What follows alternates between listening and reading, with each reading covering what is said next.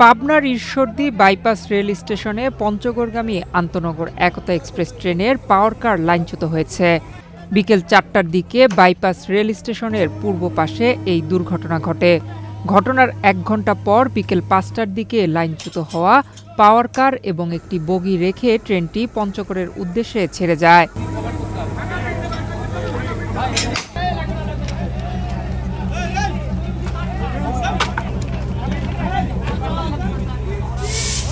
Pakshi railway বিভাগীয় ব্যবস্থাপক আবু হেনা মোস্তফা আলম জানান, ঢাকা থেকে পঞ্চগড়গামী একতা এক্সপ্রেস ট্রেনের পাওয়ার কার লাইনচ্যুত হয়। লাইনচ্যুত হওয়া ওই পাওয়ার কার এবং একটি যাত্রীবাহী কোচ রেখে ট্রেনটি পঞ্চগড়ের উদ্দেশ্যে ছেড়ে গেছে।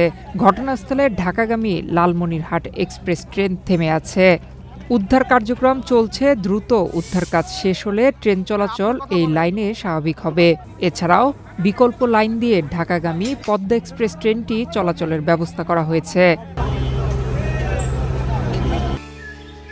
জায়গা কেনার পর কোনোদিন ভাবিনি বাড়ি দেখে যেতে পারবো। বাবা, তুমি করেছো জমি আর আমি করলাম বাড়ি। এখন থাকবে তোমার নাতি। বসুন্ধরা সিমেন্টের দৃঢ় গাঁথুনি গড়েছে ৩ প্রজন্মের এক ঠিকানা। শক্তির মানদণ্ডে উত্তীর্ণ বসুন্ধরা সিমেন্ট। বসুন্ধরা সিমেন্ট, প্রজন্মের বন্ধন।